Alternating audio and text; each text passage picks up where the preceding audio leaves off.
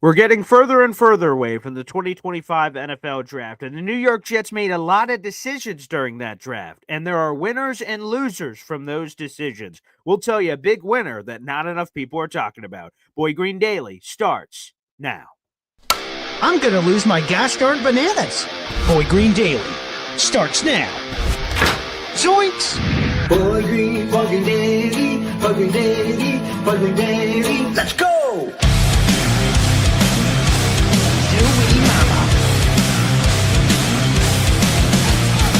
Put your seatbelts on. Get ready for the ride. We're the freaking New York Jets. We're built for this shit.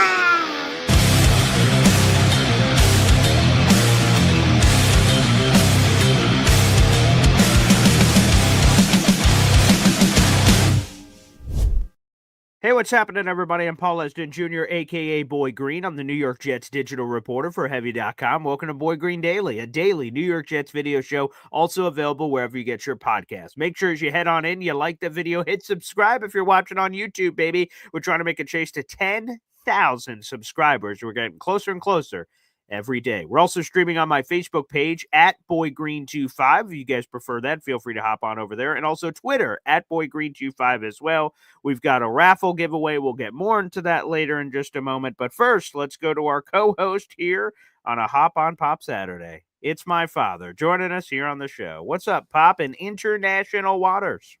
Hey now, we just transferred last weekend here live from Abu Dhabi, here and from another Emirates. Dubai. There you go. Beautiful. Well, let's start off with this because first off, MFC gifted a Boy Green Coffee Club membership right off the top rope.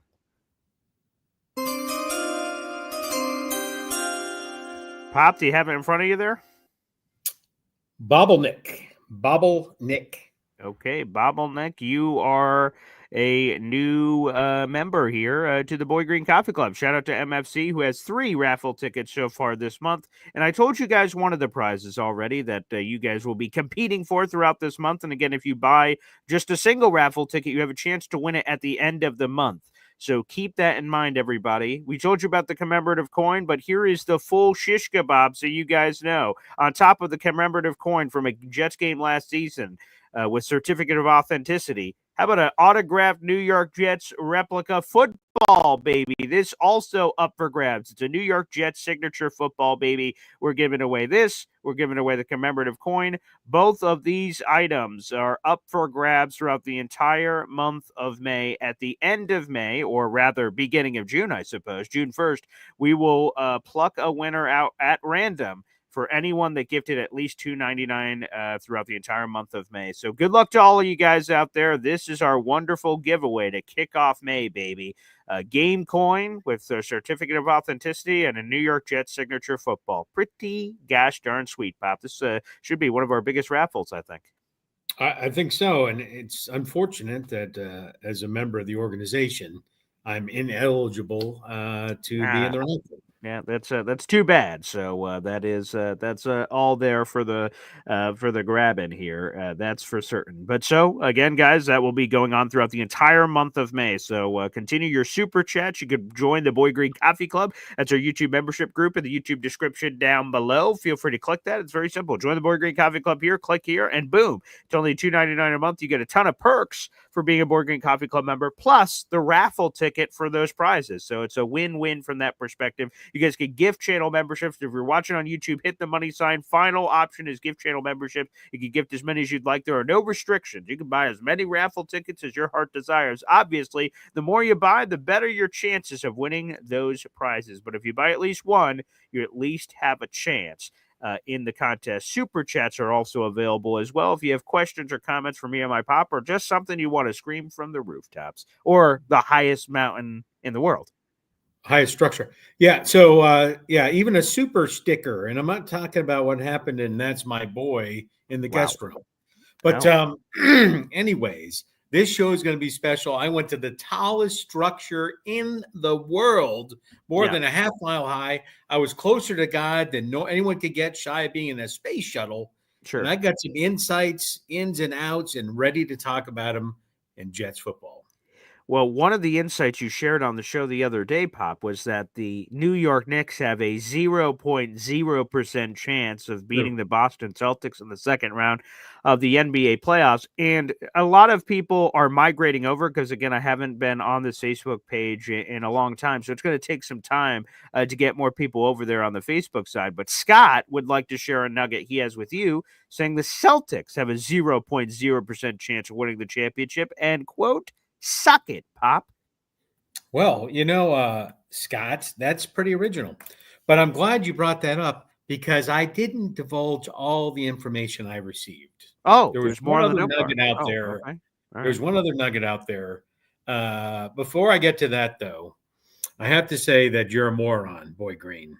Me? When Well, why are you taking shots at me? when This is Scott. your New York Jets for life fan came on and he showed you his jersey, you said, "Is that Charles Barkley jersey?" And Charles Barkley never played for the Knicks, moron.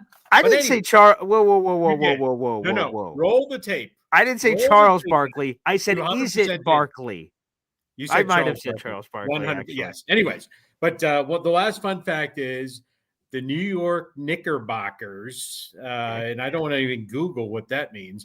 The New York Knickerbockers have a 90. You probably can't see it. No, can't see it. A 95.2% chance. Yeah, maybe of get it getting real their ass close so the whipped. camera will adjust to it. Yeah. Oh, there we go. Okay. A 95.2% chance of getting their ass beat like a rented mule. Wow, that's wildly specific, but we appreciate it. Yeah, there you go. And yeah, shout out to, as Alan says, great win for the Rockets last night. We're getting a game 7, baby. We got a game 7 tonight, get a game 7 on Sunday. Pretty good. I love it. Bada boom, bada bing. There you There go. we go. Well, let's get into it. So the topic matter of choice here is, again, a lot of decisions were made by the New York Jets. The things they added and things they chose not to. And one of the things they chose not to add, which was surprising to a lot of people, was they did not select a defensive tackle. 30 defensive tackles from rounds 1 through round 7 heard their name called, and the Jets didn't take a single bleeping one, which then tells you, did the Jets just blow it, or do they believe in somebody on the roster that perhaps has a chance to make some noise? And what? Could you do the draft chimes for me, please? Oh, sure. Okay, I guess.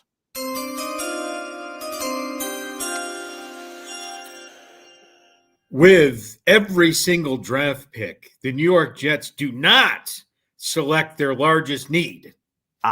Well, that's what someone could have said, perhaps. And again, you could just say the Jets blew it, or perhaps was there a secret winner on the Jets roster already? Rich Samini from the Flight Deck podcast says yes. Another winner, Leonard Taylor III. And you're thinking, why would I pick a bottom of the roster guy? Well, the Jets did not draft a defensive tackle. There were 30 drafted across the league. The Jets did not draft one, despite what I feel is a need there. They signed 3 low-cost free agents, none of whom really are that impressive on paper. So a guy like Leonard Taylor, who flashed a little bit last year as an undrafted rookie, really has a great opportunity to compete and perhaps win a starting job. Wow, could win a starting job from undrafted free agent to line it up next to Quinnen Williams this fall. Interesting. Quite. Now, before we even get to Leonard Taylor III, I would actually like to destroy. That sounds too aggressive. Let me just. The Jets signed other guys this offseason at defensive tackle. And at the time, I thought they were warm bodies, and I am only further convinced they are. When you look at the contract, they say the eye in the sky doesn't lie. Contracts don't lie. And I bring up the contracts here because the Jets signed 3 guys. They went dumpster diving in free agency, some bargain bin shopping. And here are the 3 defensive tackles the Jets added in free agency. Byron Cowart, Derek Nottie, and Jay Tufele. Now, you guys probably didn't know any of those names, but let me help you with this because the contracts tell the truth. Byron Cowart signed a 1-year deal, $1.3 million, and had $167,000 or $167 $1,500 guaranteed. So there you go for him. So not a lot of guaranteed there. Does he even make the roster? Let's go to Derek Nottie, who's the most proven of these guys. He's a 3-time Super Bowl champion, has all this hoopla, was a 6-year starter for the Chiefs before last year being a rotational guy. Okay. 1-year deal, $1.4 million. $417,500 guaranteed. So the most guaranteed of any of these guys, but still not much. And then you go to Jay Tufele, one-year deal, $1.1 million, 0 guaranteed money.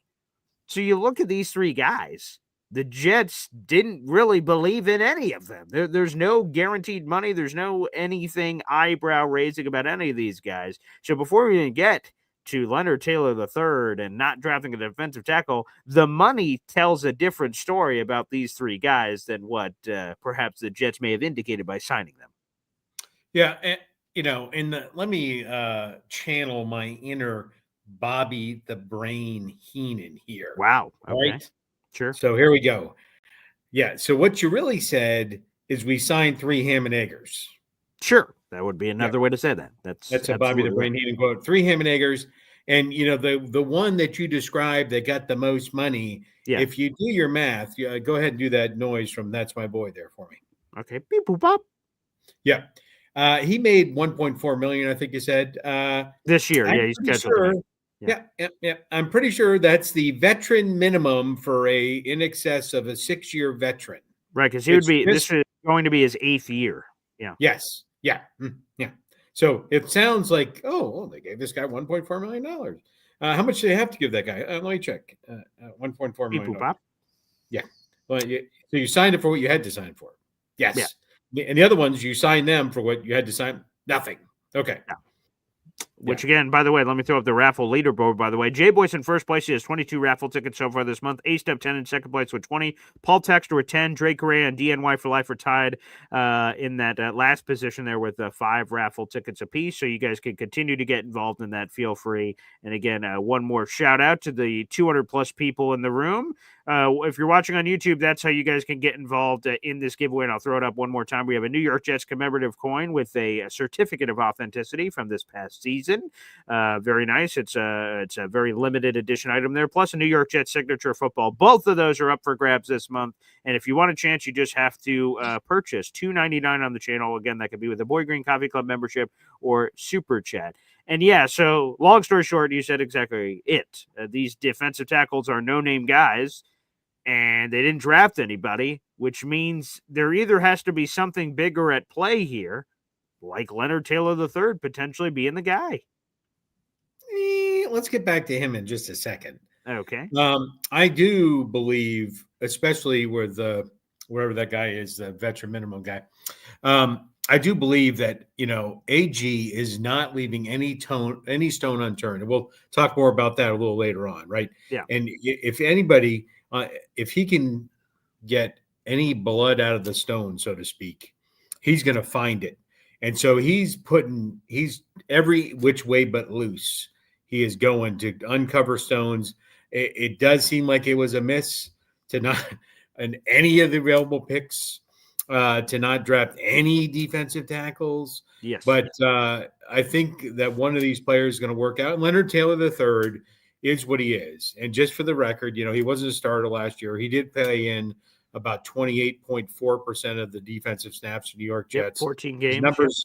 His numbers we're not going to light the world on fire, whether it's tackles. He did have a pass deflection, 1.5 sacks, 17 tackles, couple 4 tackles for loss. But, even that, with those numbers based on his playing time, and so that's what it's not. Well, he had 17 tackles, 1.5. That's not what you look at. By his percentage of playing time, right?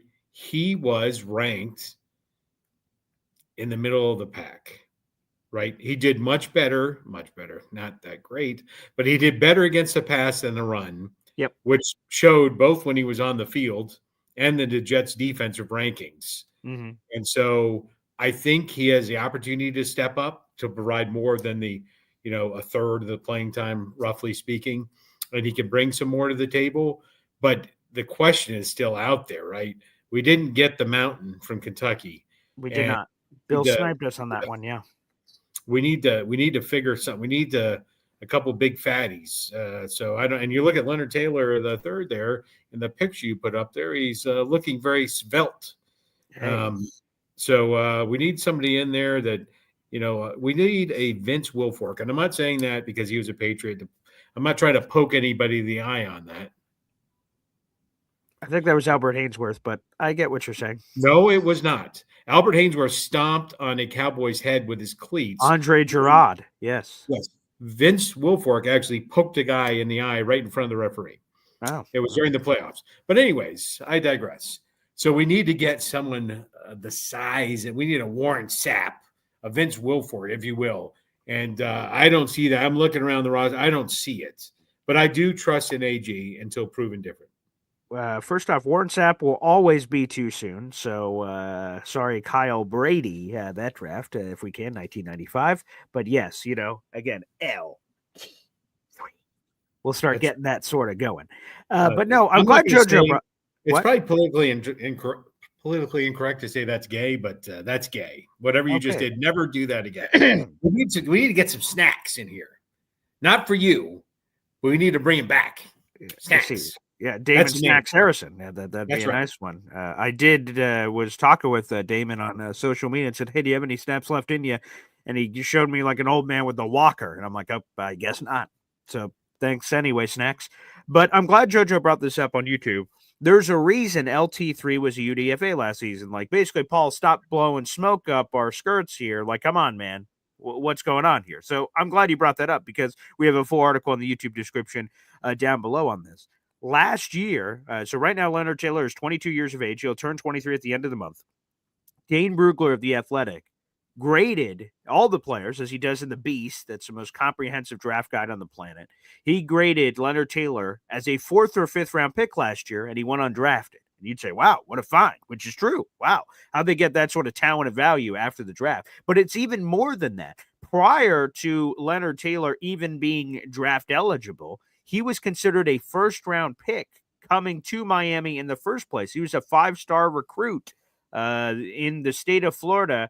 There were 3 recruits that were in the top 3. Dallas Turner, former who ended up being a first-rounder, J.C. Latham, who ended up being a first-rounder, and Leonard Taylor III, who had all that same potential. Now, he didn't live up to it for multiple reasons. He had the talent, but there were questions about, consistency and maximizing the talent, and some of those sorts of questions, the raw physical tools being there, but the discipline on a snap-by-snap basis, some of the production leaving on the field of not being committed to certain things. But that's why you get a guy like AG and see if he can maximize it. And if he can't, okay, you cut a guy who is on an undrafted free agent contract, or he's not a big piece of the rotation, or he will be. And he showed pop last year, which makes you think that he's going to be incredibly serious about making this next jump.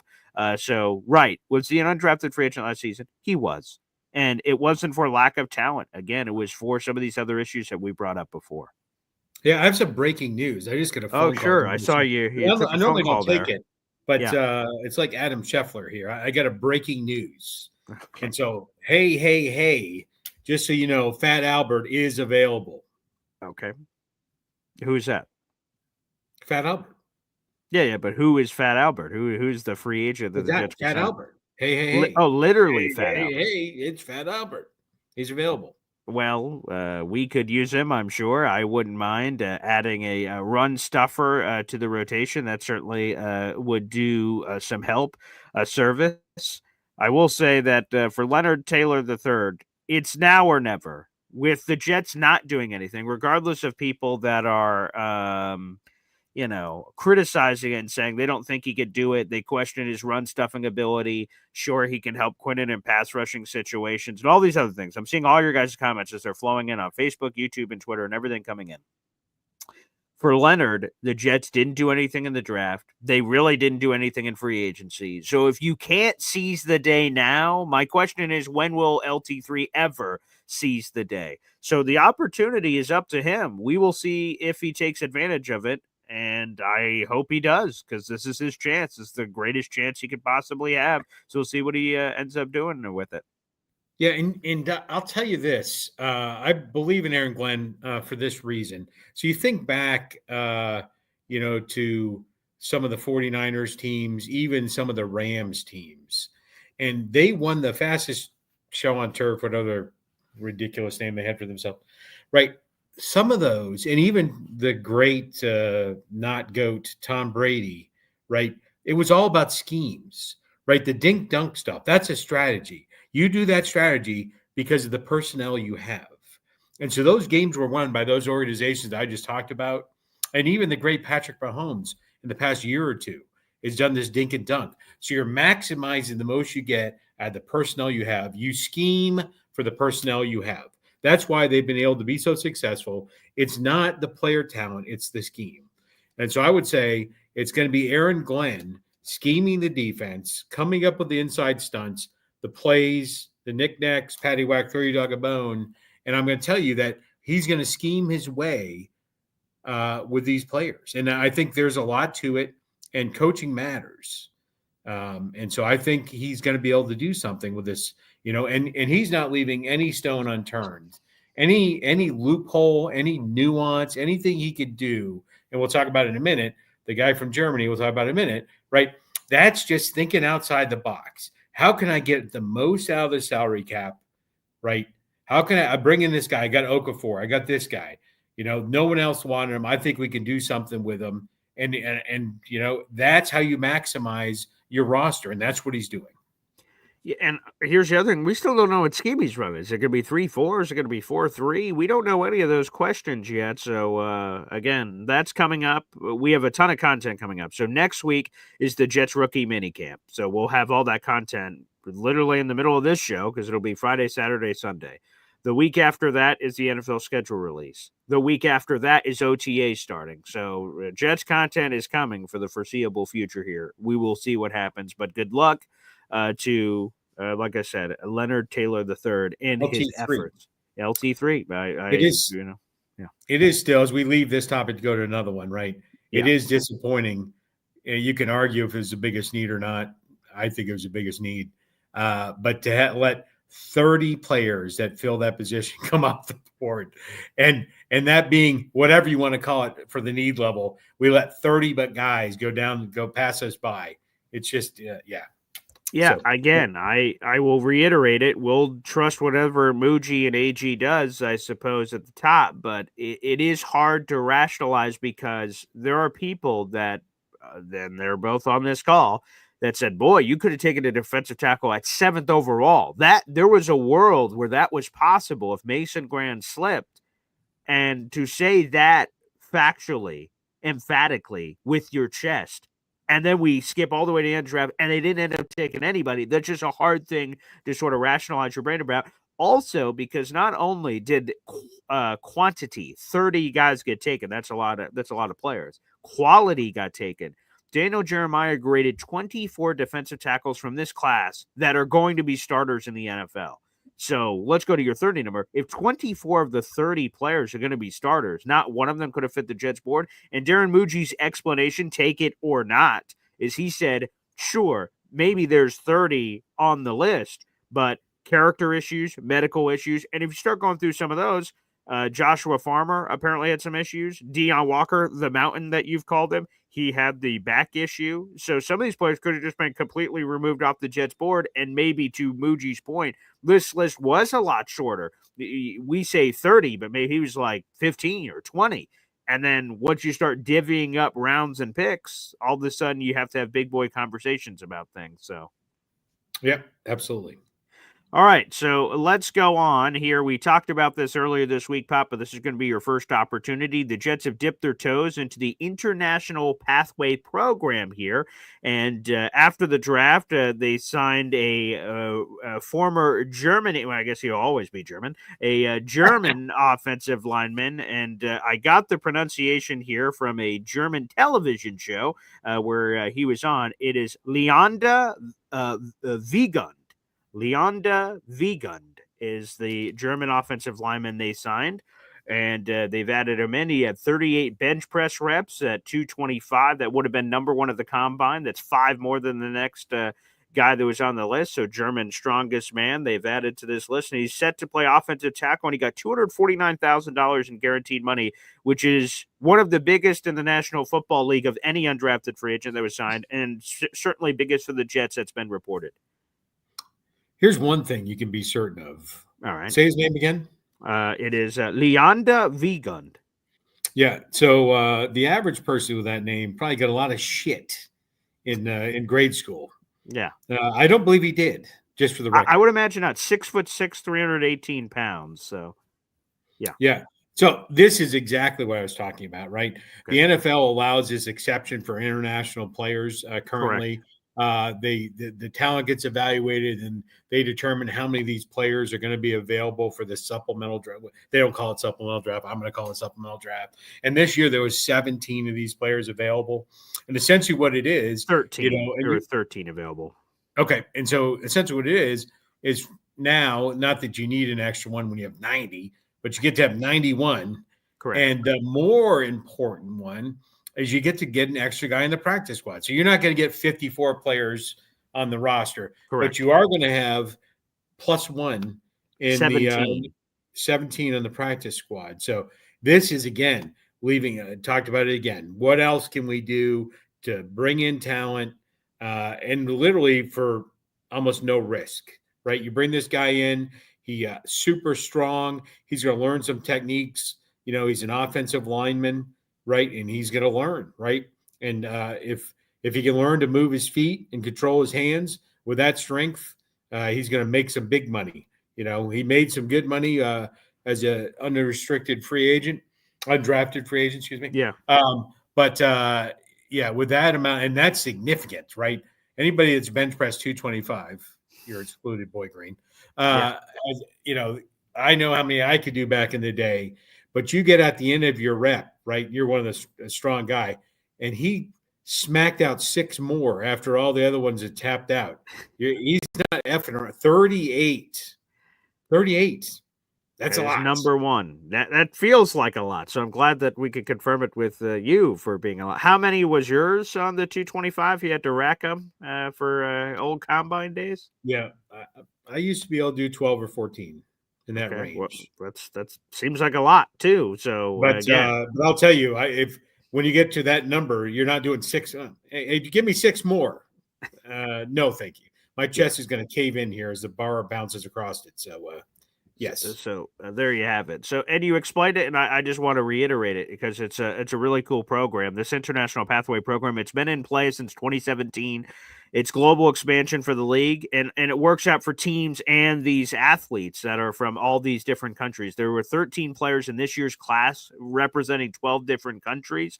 And that's the thing. Each year, a class is selected from all around the world. And they tell the NFL, hey, here's the 2025 class. Here are these players. They're going to the IMG Academy down in Florida. They're going to train with on-field workouts, off-field workouts. And then at the end of that 10-week program, they're going to participate in the University of South Florida's Pro Day. And you will see them just like you would any other Syracuse or anything of that nature, in bench press reps, vertical jump, broad jump, all this jazz.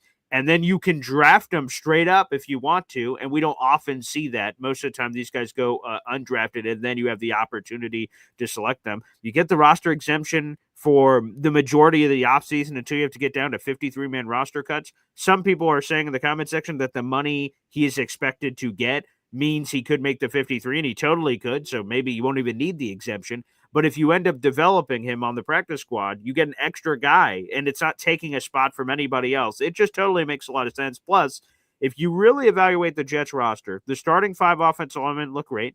Your top backup at right tackle in Chukwuma Okorafor looks great. Josh Myers looks great, but Chukwuma Okorafor does not play left tackle or does not want to play left tackle. If Leonard Wiegand can play left tackle, then all of a sudden you've got true backups at all these positions that in theory you'd either feel really great about or are intrigued by in this case. So yeah, let's see what happens, but I like it. Absolutely. And ELF is the European of League Football, just to explain ELF for anyone who didn't know what that was. That's where he came from, and he was an all-star in Germany and won a championship on a German team. Congratulations. World's best coffee.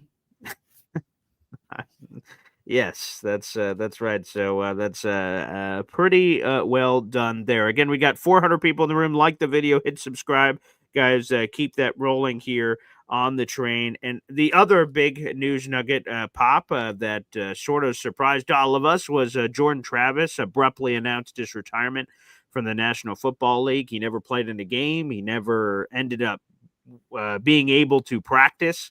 He was a fifth-round draft choice, I believe, 171 overall, if I remember off the top of my head correctly, last year. And now he is retiring, and he announced that 4 days after the 2025 NFL draft. Yeah, I'd like to take this moment, just a moment. Sure. Okay. And I've actually been thinking about this for a while, so I need a moment.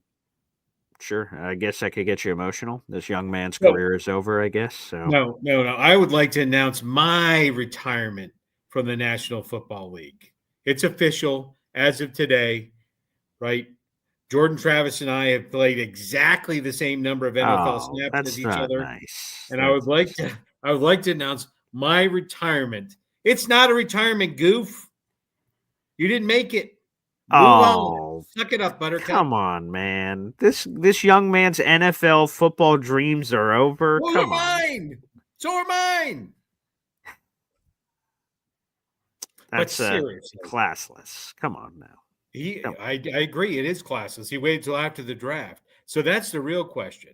So did the agent get the last laugh? So the agent was yipping about how the Jets dorked around with the rehab and they screwed it up and whatever that happened. And so the Jets came around, slapped that agent around like a rented mule, like a little bitch. And so did they tell the Jets? And I can only imagine they did not tell the Jets, because what would be the point to wait till literally 1 week after the draft to announce it? And so it'll be a real D move. And you know what the D stands for? A real dick move to wait till a week after the draft to let the Jets know. And we'll find out down the road. The information's gonna come from someone at some point, not that it's that big of news. It's Jet news, but is it real news? I don't know. But and if he truly didn't tell the Jets right before the draft, that's a dick move. Yes, I would agree. Now, this is from Rich Cimini. I won't play the entire clip. It's a 90-second clip. You guys can find it on my Twitter and Instagram. Rich Cimini on the Flight Deck podcast had some additional details about this Jordan Travis situation. And he believes, Rich Cimini, that they either knew Jordan Travis was set to retire, or they knew that the rehab had gone very poorly. And thus, long story short, that they knew quarterback could have been perceived as a need. Like, they didn't factor in Jordan Travis into their plans. Long story short, is Rich Cimini's belief. Because when Jordan Travis has been asked about before the draft, the Jets have dodged medical questions, which put up Rich Cimini, as he was describing it, his red flag of something obviously is wrong, and they're refusing to talk about it. So maybe they just knew about all this, and this is where we went. So that's what they believe. Also, here's this. So you mentioned that occasion. It happened in early March. Jordan Travis's agent reached out to Rich Cimini, and he was able to put this in his column and said, hey, man, the Jets' rehab plan for Jordan Travis did not go well. And basically, he believed the Jets botched it. They tried to rush him back and do all these things. Rich Cimini gave the aftermath of that on his podcast and said there was tension in the relationship. The Jets were not happy that Jordan's agent told Rich that comment, that they believed NYJ botched a rehab plan. And a direct quote here is, I know the agent, quote, got an earful from the Jets. So the Jets let the agent have it after that. And then basically they all stopped the conversation about his health and stuff publicly. And that's where we all ended up going. So anywho, long story short, the Jets ripped the agent after making that comment. But it seems like, again, from Rich Cimini's note gathering, that the Jets did know. They were not blindsided by this. They knew his rehab was either going poorly or they knew about the retirement straight up. Yeah. And so maybe they knew. And so it's going to be one of a couple things for me. And I'll tell you that, people, slap around the Jets quarterback room. I think they're in pretty good shape. There is some risk there. Tyrod Taylor has had some injury history. Yes. So is but Justin Fields for that matter. Yeah. so is Justin Fields, right? And so the UFL champion can't be the only answer, right? They went from Adrian 5 Martinez. to 3.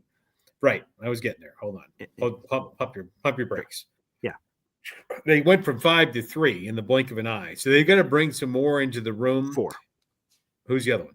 Undrafted free agent. Let Brady Cook, the Missouri quarterback. Yeah, Did they sign him? I didn't know that. So I've got some stories up. You can check them out, and people could check them out after. Yeah, he's an undrafted free agent. Was an athletic quarterback from the combine. Was top marks at all the quarterback positions.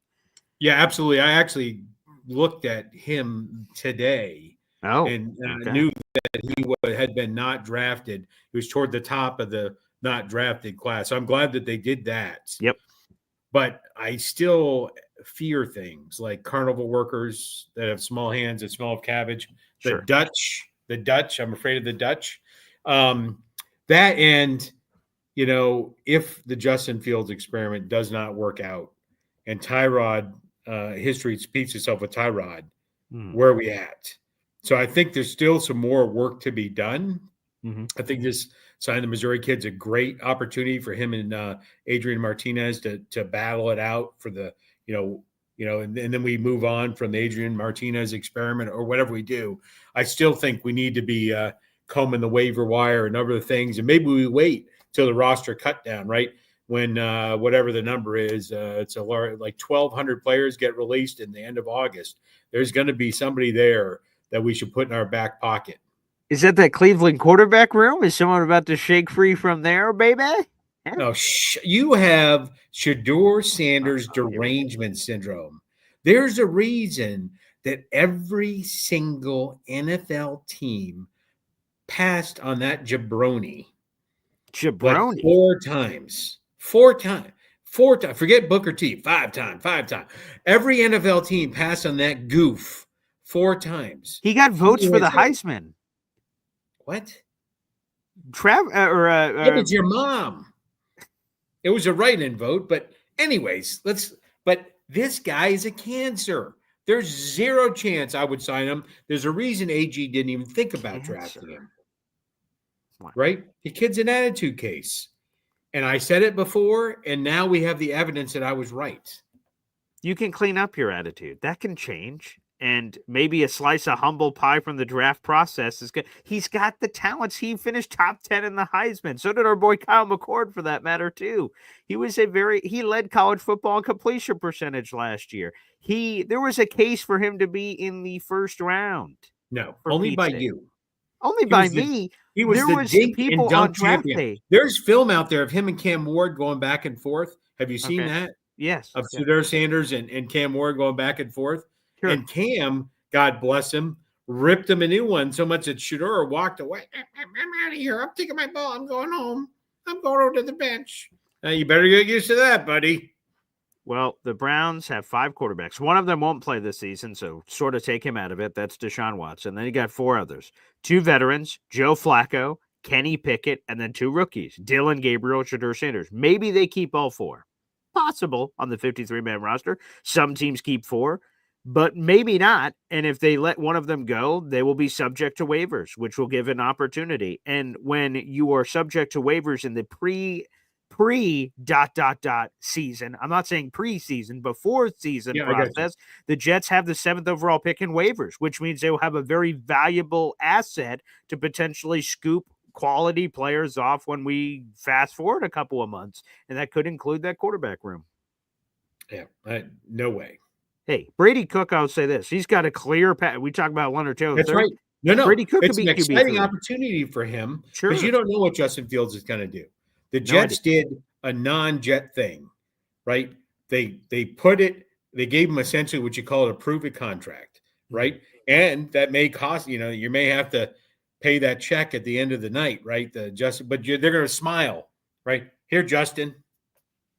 Thank you for leading us to the playoffs. Sure. Here's your new fat contract. Yeah. And then the gentleman from Mizzou and Adrian Martinez and all these other snapperheads, they ride off into the sunset because we have our franchise quarterback. But now the Jets have put themselves in a phenomenal position, right? This Jordan Travis thing dorks up the bottom of the roster. Hopefully it never matters. Yeah. Yeah, hopefully not, and we'll see. But again, the Jets do have that valuable waiver position, so we will see if that comes into play later. The top two of the Jets quarterback depth chart is locked in stone. That ain't changing. Just if, That's right. outside of injury, Justin Fields is a starter. Tyler Taylor's a backup. Is there a QB3? Will they even have one? I don't know. We don't know Muji Glenn's roster construction. We have no history on it yet. But if there is a QB3, and there will be one on the practice squad at a minimum, Brady Cook is a great opportunity. Jared B., I'm willing to raffle off these dates to you. Dates, okay. Dates, yeah. Yeah. Assorted fruited candied dates from the UAE. I'm willing to raffle them off. It's much better than popcorn, Jared B., so let me know. Hit me up. Well, we've got 400 people in the room. Like the video, hit subscribe. Pop, is there anything else you want to get to before we open up the phone lines? Nope. I did, again, come down from the mountain, so to speak, the structure, Sure. the Burj Khalifa, if you will. Okay. And I just want to say, I did feel like Clark Griswold. Clark Griswold. Okay. Yeah, and I'll explain that to you. So, you had to buy the ticket. It wasn't cheap. And then you spent like 45 minutes, like walking like one of those rat trap back and forth, right? Go around here, go up there. You take one elevator, get off, go up another elevator. And so after 45 minutes of weaving through this building, you get to the top floor. And if you remember from National Lampoon's Vacation, okay, right? They went to the big ball of twine, and then they're running late. So they stop there and they nod their head a couple times, get back in the car and continue to go to the closed Wally World. Yeah. That was kind of like what the Burj Khalifa was. We get up there and I don't know what I thought I didn't know what it was going to look like, but I went up there and I go, look, we're high up. All right. I guess we're going down now. I mean, I took a few pictures. Get a selfie op, Yeah, I took a selfie. I took other few pictures, but I'm like, I don't know what I expected. Okay. But anticlimactic. It was like taking your sister to the prom. There was no climactic moment, if you will. Jesus. Okay. Well, thank you for that. Hopefully not vivid picture. All right. Anywho, it's time to go to the phone lines. If you'd like to call in, if you're watching on Facebook or Twitter, we appreciate the support. Or audio only listeners, we appreciate you guys as well. If you want to call into the show and you're watching live, it's youtube.com/boygreen25. We're about to put on the call-in link, and you can interact and feel free to share some commentary. Yes. Yeah. Quick shout out to Imamji and Haley. Sure. Love you. I'll be home, I guess, soon. Soon's all relative. Come back from the UAE via Paris, via JFK, via Pack Mule, but I'll be back. There you go. Quick halftime out. Phone calls next. Boy Green Daily, Boy Green Daily, Boy Green Daily. Talking Jets football, man. Boy Green Daily, Boy Green Daily, Boy Green Daily. New York Jets Football Club. Offense, defense, special teams, watch Jets football with Boy Green. J-E-T-S, Jets. Let's go. Boy Green Daily continues. Shout out to the 400 plus people that are in the room. Again, like the video, hit subscribe. That's a free way to contribute to today's show, baby. That often is overlooked. But folks, it means the world. If you could just hop on over, it takes just a second to do to like the video. It tells the YouTube algorithm, oh, this Jet show's getting a lot of interaction. We should share it with other Jet fans. And that helps the channel grow. So guys, make sure you do that. And then I'll give you another shout out. Throw this up on the big board here. We have our Boy Green Raffle giveaway spectacular this month. A New York Jets signature football plus a game coin from last season. A limited edition real mint certificate of authenticity included. Again, if you guys want a piece of this action, you can join the Boy Green Coffee Club in the YouTube description down below, or you could gift some channel memberships on YouTube or send in super chat questions or comments. All that is fair game. Raffle tickets are $2.99 a pop. There are no limits.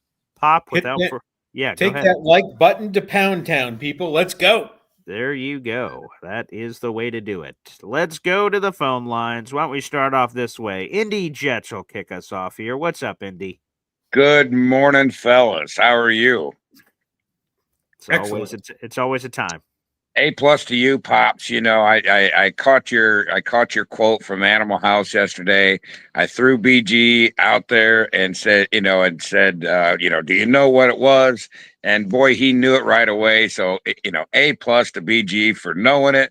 But that just shows that I know you had to be responsible for making him watch it. Yeah. So yeah, good. We're about the same age, Pops. So. That just shows right there. That's a great dad move.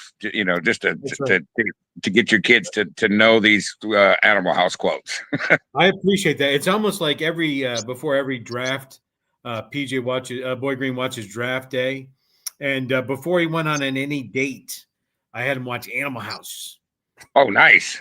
That set the tone. Yeah. Good for you. Yeah, that's dad of the year stuff right there. Yeah, absolutely.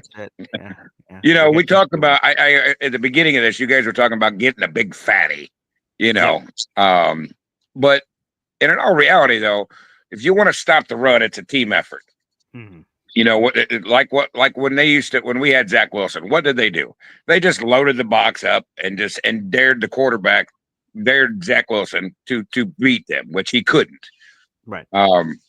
With Aaron Glenn, he's going to load the box up and dare the quarterback to go one-on-one with Sauce, one-on-one with. I mean, he built this defensive backs to be out here on islands. He's going to put everybody out here on islands. And instead of playing a 3-4 or 4-3, it's probably going to be more like a consistent 4-4. That's a good point.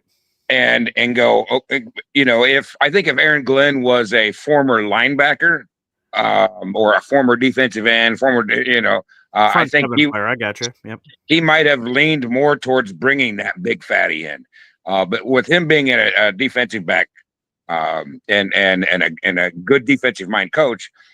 He's got the talent now to say, look, I'm not saying we have a whole bunch of Reeveses out there, but in the same sense, I'm going to put everybody on islands, and we're going to use the team as a whole to stop the run. And maybe the big fatty that's big and slow might not fit into the scheme of filling the gaps that he's going to want filled. He maybe wants somebody a little bit lighter, a little bit more athletic, and having these defensive backs out there by themselves, and maybe it pays off, maybe it doesn't. I don't know, but I don't think a big fatty is in his scheme of things. What do you think? Good point. It's a good point. There may not just be, right, because a lot of people have said, not even just defensive tackle, that they wanted a straight up true, like almost 3-4 nose tackle. And I'm sort of, because again, that wouldn't be Quinnen. So Quinnen in that 3-4, what would he be playing end? And then who is the nose? So like a lot of people have sort of been speculating and looking back at Aaron Glenn's history at all these different places and saying it. So to your point, maybe it's just not that. Maybe the thing that we wanted, the thing we coveted, the thing we craved, it just wasn't ever in the cards, and we would know that not being in the room and him not spilling those kinds of trade secrets live. Maybe you're just right, and this is how it's going to be, and they are going to be some of these Leonard Taylor types where they're just sort of lighter defensive linemen in general. But again, it's a more team approach. It's not just on one guy. It's not on whoever that let's use Snacks Harrison as an example, him to just clog lanes and that loves everything else. Maybe it is just that team equal effort up front element that could make a lot of sense, Pop. Yeah, it's bodies on bodies. And if the defense can have just one more extra than what the offense can provide, then hey, I think that we can.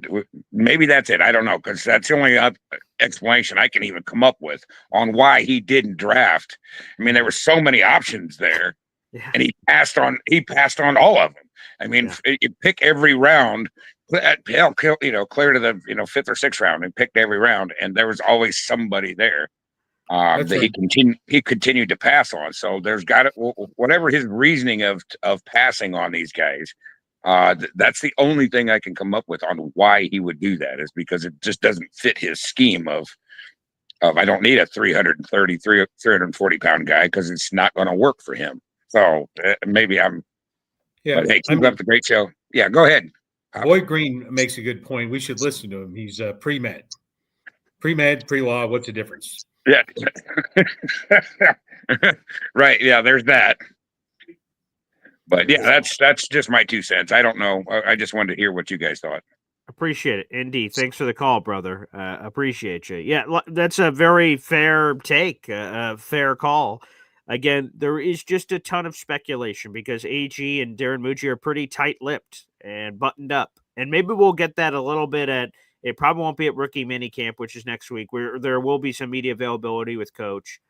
It'll probably be 3 weeks from now, basically. So OTAs, when we're getting consistent things, maybe that now we have all the players together. Although even then, AG said he wasn't even going to be talking a scheme until we got deeper. So we'll see even if he has those answers for us, or is that going to, quite frankly, be a training camp conversation? So a lot to be determined there, but we'll see. I've seen there's a lot of love for Derek Nottie in the chat, being the guy that freed up apparently Chris Jones with Kansas City. Again, he didn't really do that last year. He's only playing 20% of the defensive snaps, but over the course of the majority of his career, 6 of the 7 years, he played 40% of the defensive snaps. So he's a fine player, but again, the contract speaks to everything. Sometimes you could get a steal. Zach Bond last year, right? The Eagles signed him for nothing money, and he was a defensive player of the year candidate, and then they gave him big money after. So sometimes you could get a steal, and maybe that's what Nottie is, but boy, the contract seems to just suggest that they're not expecting what some people seem to be expecting from him in the comment section. And right. It'd be very similar, different position, obviously. It didn't fit what the Kansas City was looking to do anymore. And everyone else interpreted that as washed. Like you look at Conklin, we talked about it before. You got to scrap above the veteran minimum, a little bit more than that, but and it's the same kind of thing. So. Yeah. So and Conklin got $3 million from the LA Chargers. Excuse me. There was another comp pick update. We talked about this a couple days ago, but Lance Zierlein's latest projections have the Jets receiving 3 picks in 2026. It would be a 4th rounder and 2 7th rounders for their losses for Solomon Thomas, who went to your Dallas Cowboys, and then Tyler Conklin to the Chargers, and then obviously Hassan Reddick, who went to the Bucs. So we'll keep an eye on that because while no future signings the Jets do will affect that any longer because we're past the comp pick deadline, it will now be based on snap percentages of what these former Jet players do in their new homes, of how much playing time they get. So we'll see what those picks end up being. We're 100% getting a pick for Hassan Reddick. The other 2 or 3 are sort of floating on percentages. I imagine Conklin's going to get a lot of run. They do have Rondé Gatson out there in LA too, but I think Conklin's going to get his snap percentage. So I don't think that's going to be a problem for that 7th rounder, but we'll see on Solly. I don't know how that's going to work for the Cowboys line. Right. Yeah. It's, you're not supposed to say the other person's name anymore. He's left.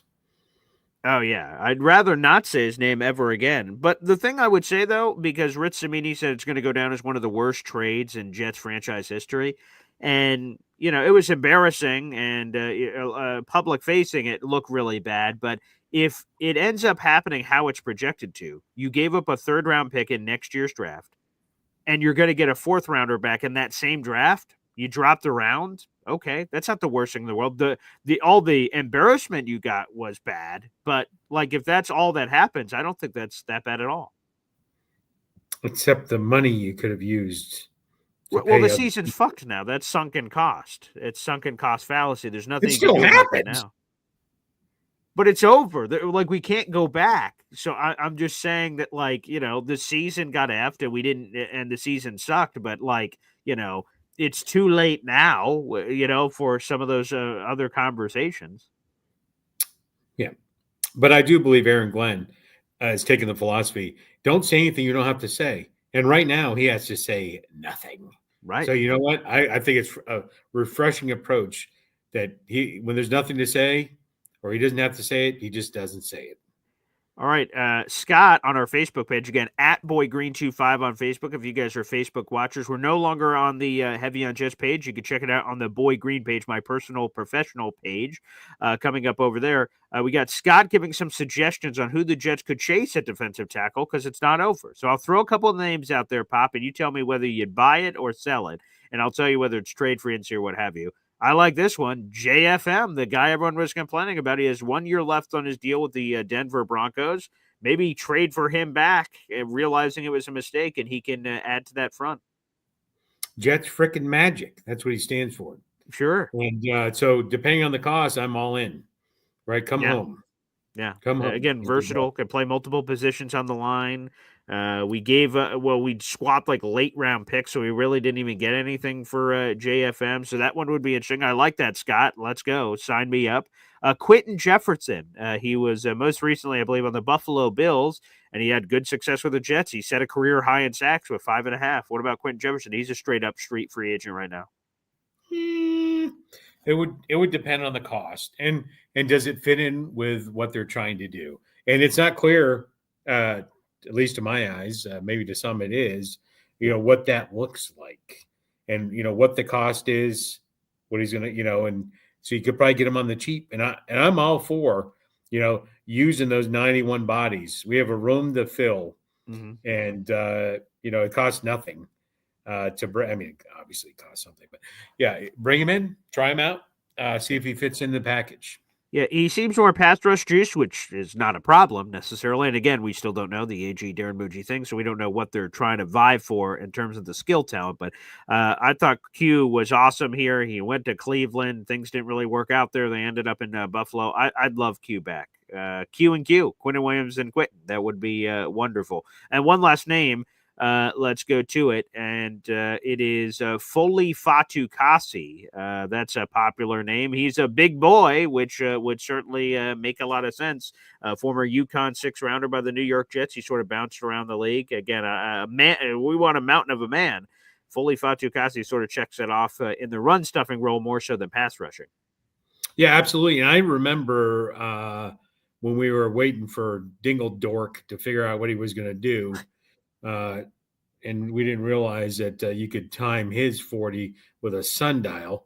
This was one of the names that was getting tossed around for in-season trade last year to bring, and I can't pronounce his name, but I know, and I think Jared B had some love for him and really thought we should have gone after him mid-season. We were dorking around with that douchebag. Hassan Reddick. I'll tie his name to douchebag. Hassan Reddick. There you go. Nice. So I definitely think he would be someone we should. And he's Fat Usaki. Is that how you pronounce his name? I don't believe so. No. Just like we have a undrafted free agent named Fatorma that some people are pronouncing Fat Orma. So Fat you, however you want to pronounce that is up to you. Fat your mama. There you go. 6'4", 318 pounds. He is 30, which apparently Aaron Glenn has a thing against older people. So I don't know how that will play, but that would be a wonderful one. All right. Thank you guys for all of those. Let's go back to the phone lines here. We've got Ricky, New York, live here on the show. What's up, Ricky? Live. Good morning. Hey, what's happening, guys? Look at that backdrop. Nice. So, on paper, nothing that looks too impressive with our defensive tackles. Is that what you said? Yeah. Not named Quentin Williams, obviously. Three-time Super Bowl champ seems pretty impressive. I don't know what kind of paper you're looking at. I mean, there aren't a lot of guys with 3 Super Bowl rings. I mean, what do you guys want? Tom Brady to play defensive tackle for us? I mean, goodness gracious. It's interesting that, again, he got basically the veteran minimum, which means no one else wanted him. That to me is sort of curious. It's weird. Like, I know he battled some injuries last year, and and I think it's one of those things where, like, because he was a free agent the year before too, and he did a team friendly deal, went back for a year, and I think it was one of those things where he thought, like, oh, they're going to take care of me on the next one, and they went, we're just going to go ahead and bring in a guy on a rookie contract and keep rotating that thing around. And so, but I mean, coming off a down year, we got him for a deal. I'll take that. I think we both said, I'm sorry, Ricky. I think we both said, it's one of those, this is what AG is doing, right? He's checking the clearance aisle and finding the diamond in the rough. And he's the best guy. If we Byron Cowart, Derek Noddy, and Jay Tufele. Derek Noddy is clearly the most prominent of any of those, both with championships and with like legitimate experience that just weren't bouncing around. So Derek Noddy is the best of the 3-man group, and it's not close. Right. I think he's still got some left in the tank. I mean, is he a long term? I mean, of course not. He's not like a building block type guy because he's he's probably going to turn 30 before the year's over, I believe. So I mean, he's not necessarily a spring chicken, but he's 28 actually. He's 28. He turns 29 next week. So. Okay. A little younger than I thought too. He's a year younger than I thought. Yeah, right. Exactly. Yeah, I mean, at the cost, I agree with you, Ricky. He had a down year. Before that, he was very productive. And what he did in Kansas City is exactly what we'd like him to do with Quentin Williams, right? Free Quentin up to eat. Yep, absolutely. So, and I think Cisco is kind of the same way. Cisco was real good, had a down year, and we got him for a deal. So I don't mind the proven guys that we got for a deal. But then I guess we kind of did the opposite thing with Stevens, like the kind of questionable guy, and we paid big for him. So yeah, right. Weird. Yeah, that was the most confusing. Yeah, I don't know. That one was a little bit confusing to me. However, I'm curious of this, Ricky, to throw this in. I wonder if we could have given AG a crystal ball and say, AG, look into the future. In the draft in the 3rd round, you're going to get some guy named Azarie Thomas. Do you still want to sign Brandon Stevens right now? If we put him on Pop's highest mountaintop that he has access to, does AG go, I would have then not signed Brandon Stevens because Azarie Thomas would have been my starter opposite Sauce. I'm curious what his answer would have been with the truth serum of knowing that. Yeah, at that point, I think we probably would have signed a different corner for less money if he could see the future. Right. That's just my feeling, dude. I didn't expect him to be there in the 3rd round. When I was doing mocks, I'm thinking, he's going to go to Detroit or Philly or one of those teams at the end of the 1st, beginning of the 2nd. But dude, you know what? I didn't see Eamon Worry falling out of the 1st round. I didn't, I didn't see 6 offensive linemen going in the 1st round, for goodness sakes. That's a draft. All those things, delusions of grandeur I had, there's a lot of offensive line. There's, a lot of defensive tackles. We can get guys. No, the cream of the crop defensive tackles, 5 in the 1st round. Boom, and then there were none in the 2nd round. And then Darius Alexander went top of the 3rd. But, dude, yeah, I wouldn't have thought that 1/3 of the 1st round was going to be all offensive and defensive tackles like that. Yeah, that, absolutely. That shows you can do as many mocks as you want, but right. There's always going to be an Arian Smith, or I'm just poking fun using him as an example, but there's always going to be those picks that you just never see coming. Right. Guys that get taken way too early. But all I know is it's a good thing that I'm not the GM, because Tyleik Williams not there at 42, Ozzie not there at 73. My draft plan would have went up in flames very fast. So, I toyed around with, Golden or Warren or one of those guys, but seeing the way that the run went on offensive tackles, like we made the right choice drafting Membu. So credit to AG. He had a plan, stuck to it. My plan, which I thought was a really good one, wouldn't have worked at all. So. Hey, that's a good point. And Ricky, I appreciate the call. That's what I would say too, right? I said, get your offensive tackle in the 2nd round. Boy, if they would have listened to me, they would have been shit out of luck. Unless they would have been smart enough to go, oh shit, we better get Ozzie right now. Ozzie Trapillo out of Boston College, who ended up going shortly after the Jets pick. That tackle run I did not predict. So good on Muji having a good temperature check, saying we're just going to get our right tackle right now.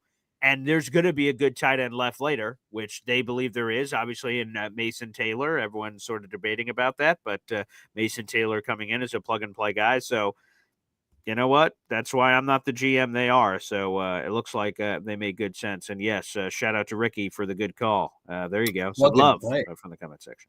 What's up, Pop? I was just said plug and play. I've got to share with the coffee club a moment. I'm well known. There's actually T-shirt evidence, and Johnny Boy. I think he took the picture of me with the bacon in New York. Sure. Yeah. So the struggle is real over here in the Emirates. Why's that? Because it is difficult to find bacon. They're not big on the bacon. Isn't pig a sacred animal over there? Is that why? Yes, it is. It is. Yeah. Oh, yeah. I don't even know if you're even you talking about it on the show right now about eating their pig. I don't know if that's. Hold on. There's someone at the door. I bet there is. Yeah, but to have you dragged out of there is an update. There is an update. So at the buffet here in Dubai. All right. Sure. I'm walking around. The buffet is incredible. All these different types of food and all these different stations. Sure. I'm walking around. I'm like, what is that? What does that say? And it said pork station. And there was a pork station, and it had sausage and bacon. But it was not. So there's clear that there's whatever it is, turkey bacon and duck bacon, but this was pork bacon. The only difference was you had to use a completely different colored plate. The plate was a different shape. The fork and knife and whatever utensils were there, and they were different colors. Okay. And you had to use those utensils and those. You couldn't just take the bacon and put it on your regular plate. You had to put it on a special plate so they could clean it separately. Ugh. So it's a big thing. Yeah, it was good. But when I picked up the bacon and the tongs, like it was almost like back in the day when E.F. Hutton Speaks.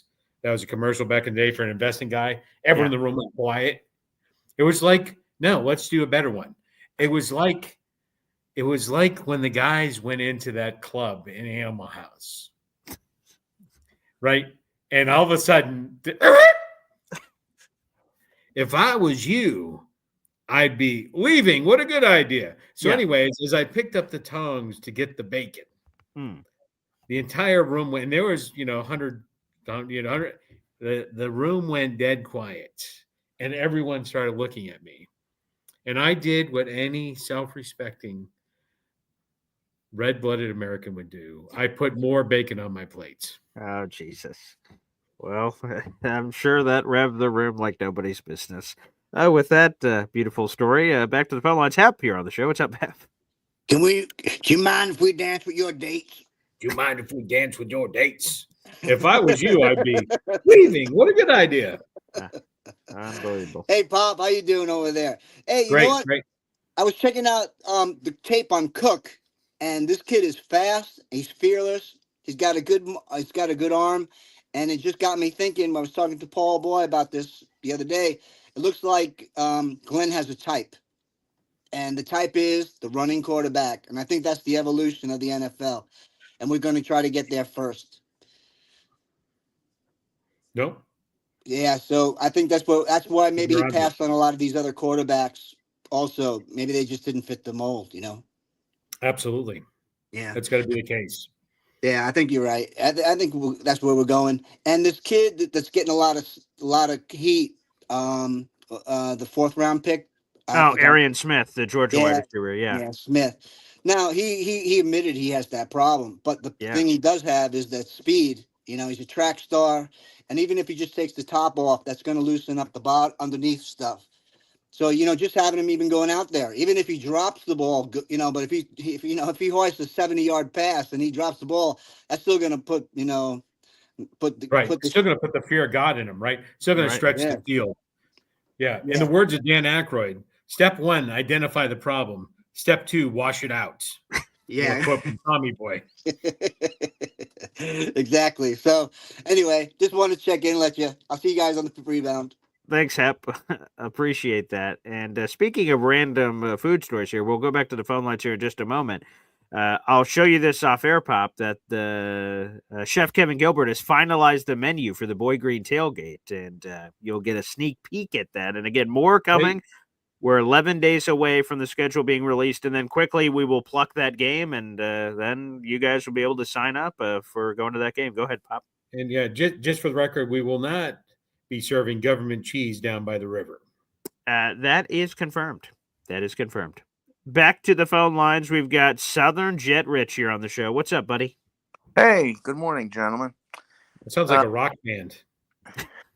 Yeah, I was thinking when somebody said something in Delirious before, I was thinking that'd be a great rock band. Sure, that's got potential. I like that. Yeah.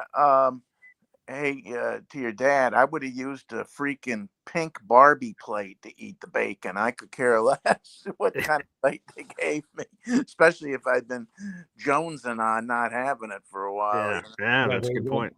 But that smell must have hit your nose like a Muhammad Ali punch, Yeah, it was good. I saw your commemorative coin. Yes. And it said 1960, and I remember, beginning of the AFL. I remember watching the first time the Titans.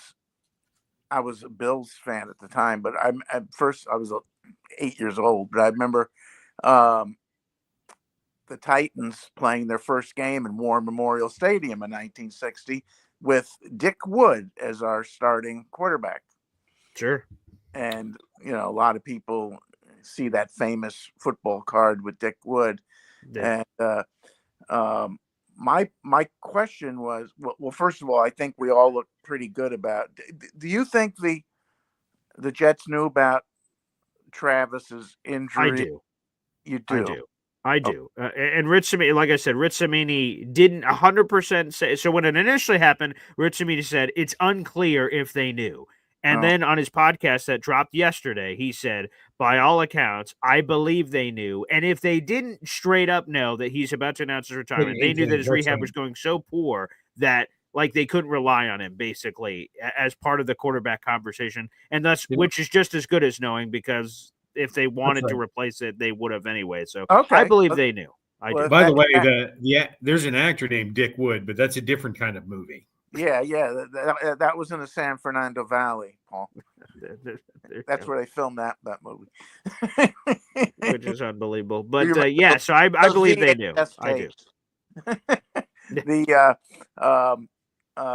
You popped threw me off for that funny one.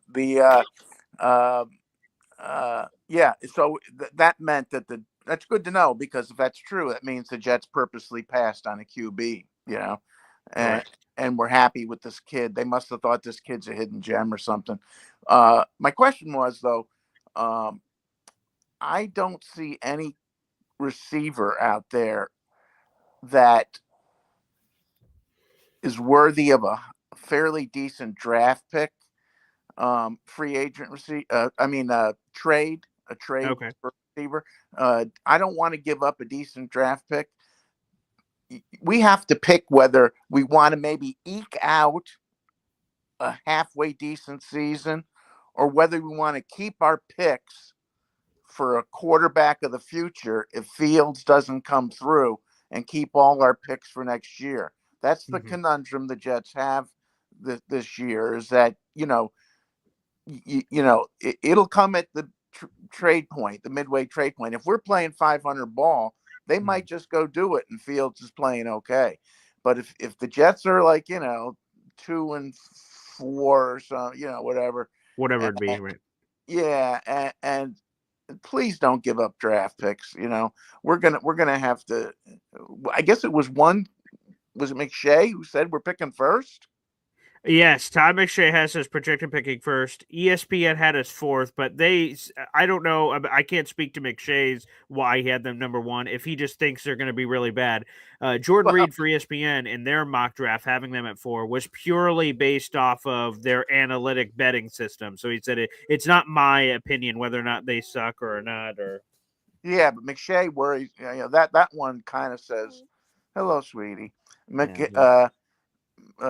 McShay worries me a little bit, but so is this quarterback we got? Is he a pocket, or does he have legs? Who you talking about? Brady Cook? Yeah, legs. Brady Cook does have legs. As a matter of fact, like I said, when we I joined late. Sorry. Yeah, no, I got you. When he came out of the combine, he was number one in every athletic category. That was 40-yard dash, 10-yard split, 20-yard shuttle, broad jump, vertical jump. So athleticism, no question. Running ability, he was the fastest. I think he ran a 4.59 at the 40-yard dash. So he's not Lamar Jackson, Jalen Milrow, but he could take the green grass ahead of him.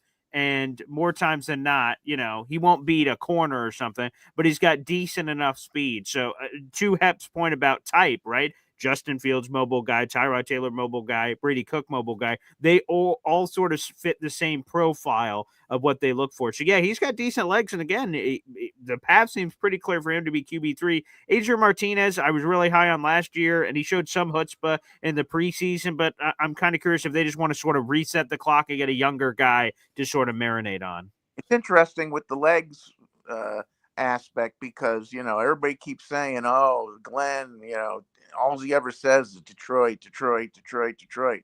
Well, they went with Goff, who was a pocket quarterback. Right. And so maybe, that's a good sign that he's not, so married. He's got his own vision, Sure.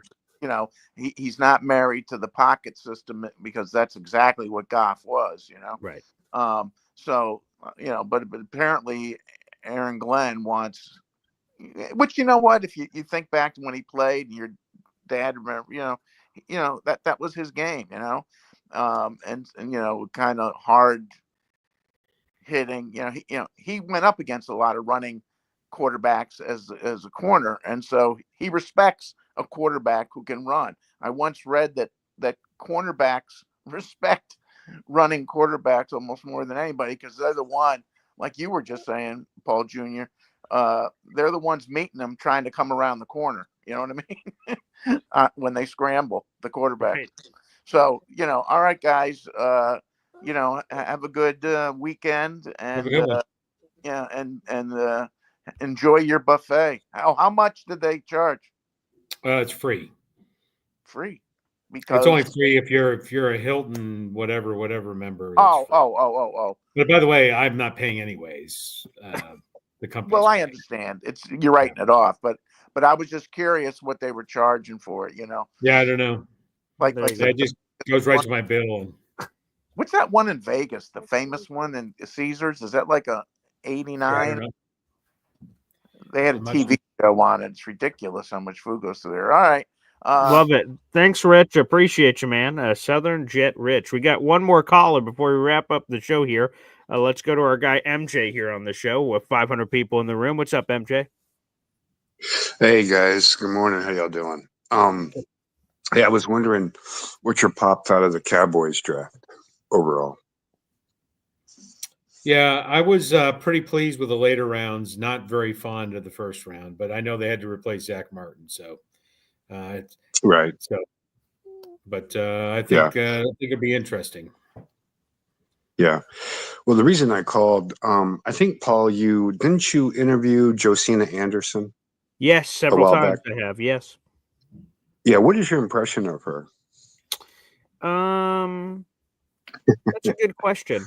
The thing I would say, especially right here live on the show, having my daughter on my lap, is that it's a tough business in general.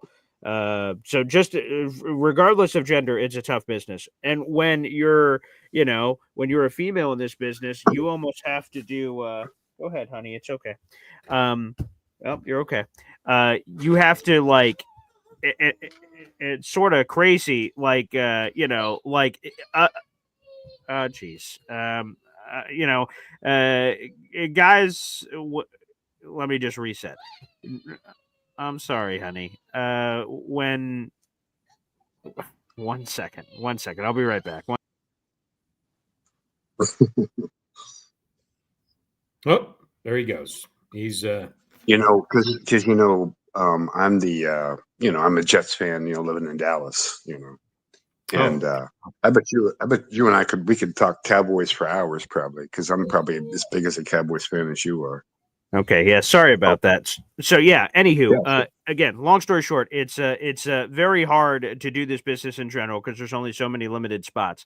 When Yeah. you are a woman in the business, it's almost like if we're guys and I'm like, hey, it's almost default that I assume, not just me, but like people assume that guys know football. When a woman is there, we go like, hey, what's the blood type of Justin Fields? Oh, you don't know that? Like we almost have to, for whatever reason, and it sucks, but we put people at a default level of they have to prove themselves in terms of sports. So Mhm. I love that we have Josina Anderson and hopefully many even more women. Obviously, there's more women than just her in the business, but as a NFL insider breaking stories and things of that nature, I think when she joined us the last time, we had a kind of a candid conversation about some of the criticisms that people have of her, because some of the criticisms people say is she said she'll say a lot, but then you go, huh? What'd you say? It almost sounds like she talks in riddles sometimes. And she sort of explained the thought process of that. And when you hear the thought process of someone that you assumed you knew why the riddle thing was, and then you hear the answer, it makes you think twice.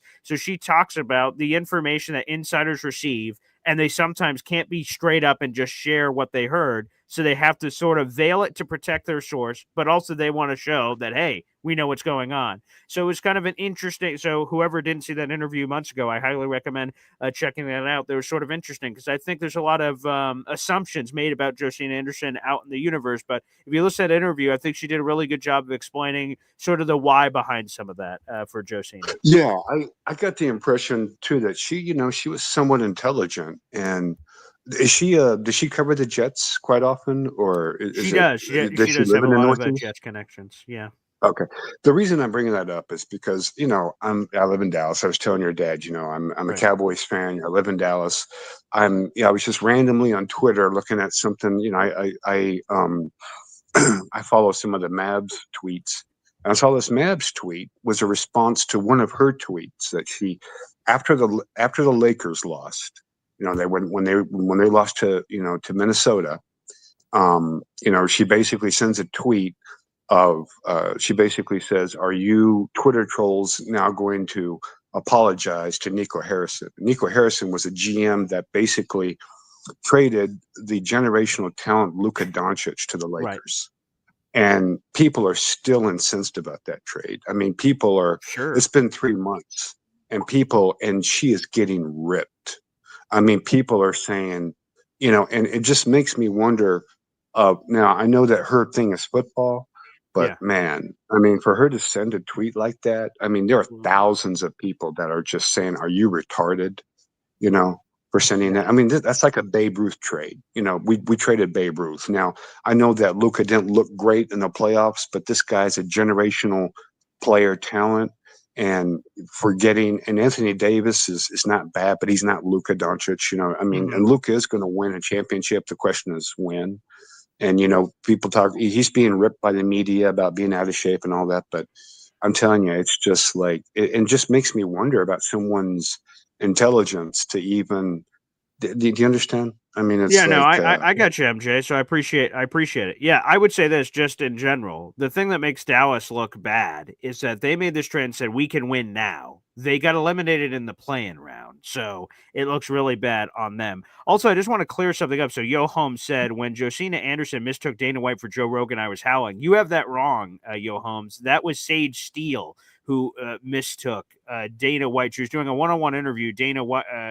Sage Steele was doing a one-on-one interview with Dana White. You guys can Google it. Dana White mistaken for Joe Rogan. She sat in front of him and then asked a few questions. And Dana White's like, "Do you think I'm Joe Rogan?"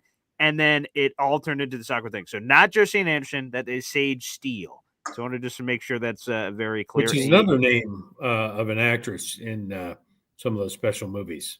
Well, there you go. So that's a different African American female reporter. Yo Holmes, different on the program. All right, Pop, that's going to wrap up the show here. 500 plus people. Like the video, hit subscribe, and we'll have to do this again soon. So enjoy your bacon and the odd looks you may receive in a different country for those tongue grabs. And yeah, man. Yeah, I actually walked through the buffet playing Hulk Hogan's theme song. Yeah, I bet they really appreciated that. Yes. Did you tear off your T-shirt? Did you motion to the crowd? And did you say, "Let me tell you something, brother"? Do you give Let me tell you something, brother. There you go. Real American beer. There you go. We should get them as a sponsor. Appreciate it. Well, thanks everybody for tuning in. We'll be back for a Boy Green Daily tomorrow morning. Make sure you stay tuned to Heavy on Jets, baby, for all the articles. We're cranking them out on a variety of draft, free agent topics, and so much more. So, guys, make sure you do so. Thanks for tuning in. And that's okay, Yo Holmes. Oh, yes, BG, my mistake. Thank you. Yep. So, again, Sage Steel. But like I said, you guys can Google that and see that. That is an incredibly awkward interview. But you guys can check that out. And Jerby with Send Me the Dates. Send me the dates. So there you go. Dates coming. All right. Thanks, everybody, for tuning in. And we will see you tomorrow morning for Boy Green Daily. Take friggin' care.